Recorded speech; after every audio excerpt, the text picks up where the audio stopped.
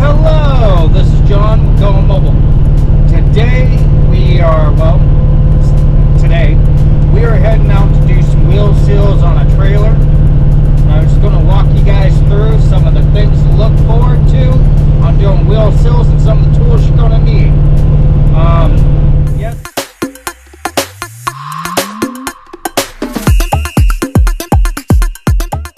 Well, the shocker of the day is I got here and he got his steel building put up. And he said the guys from Madrid that install these came up and put this building up in that giant windstorm we had a couple weeks ago. And I'm in here today and it's actually kind of nice. The wind's blocked up a little bit, so we don't have as much debris possibly getting into them. But we're going to do a little bit of an inspection on it because he said about a year ago he had a payloader back into the trailer, pushed the trailer sideways about 2 foot.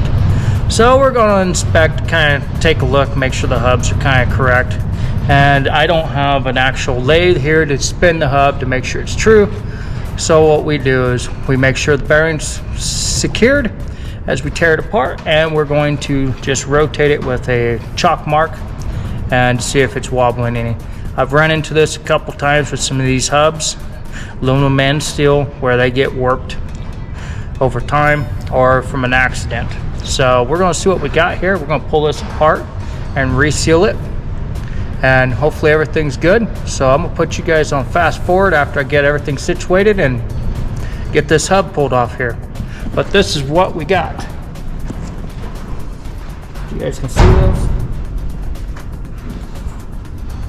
Whenever you're doing these kind of jobs, it's always very important to make sure that you have the axle supported. I like to keep the jack under there just in case, but I also like to put a jack stand underneath the axle just in case something fails. You have a backup for a backup. Agreed, this trailer is empty, so it ain't incredibly heavy, but it's a good peace of mind when you go to pull the wheels and hubs off of them. Think safe.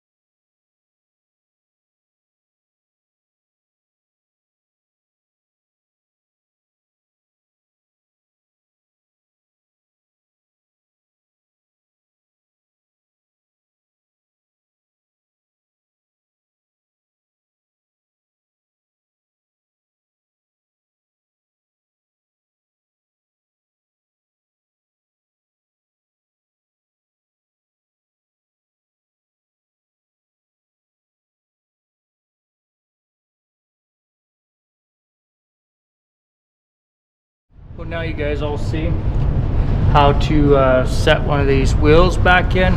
Yes, I did emery cloth it. I did not show that on video. Also, we're going to replace the brake drums. You guys will see me do that a couple times, but the driver does not have the drums here, so we're not going to hold up for that. We're going to go ahead and pull the drums, set the wheel back on, shouldn't say set the wheel back on. Pull the drum, clean it up a little bit. The drum's still fine. We're going to pull the brake shoes off, get the brake shoes back on once he shows up with those, and go ahead and put a new gasket on it. But this truck here, I wanted to show, or I should say truck, this trailer here I wanted to show it because the cone is missing out of it. The driver opted to have the cone taken out. It never had one. The last shop that worked on it never replaced the cone. I'm going to talk him into buying a new set of hubs and some drums in the future. Just make sure everything goes back in new. But for right now, we're going to replace his brakes, set it back up. As you can tell, you torque that down to where it's tight. Roughly, I know what 230 foot-pounds feels like. And then I back it off, and then I'll put my in play on there to make sure that that it is calibrated correctly and that it only has its 10,000ths of wiggle room. And then once we get there, yep, I'm just going to repeat it, put it back together. But, well, we got the job done. Everything turned out good. Now I'm just making this to pretty much address all the things. Yes, we did replace the brake shoes. I don't do those jobs unless I replace the brake shoes. Even, you know, it's just, the brake shoe's been compromised with the oil on it. Second of all, the reason you saw me cleaning the brake shoes off before I put the hub on, yes, it is faster to remove the brake shoes when the hub is off the truck. The reason you didn't see me doing it is one basic reason. It is very windy today and there is dirt blowing everywhere. So I wanted to get that sealed back up as soon as possible. So I got it cleaned up, got it sealed, left it sealed until he showed up with his brake shoes. Once he showed up with his brake shoes, reinstalled the brake shoes, adjusted them, reinstalled the drum, put the wheels back on. I did not record any of that, just due to the fact that the dirt was blowing around everywhere. And cold front's coming in.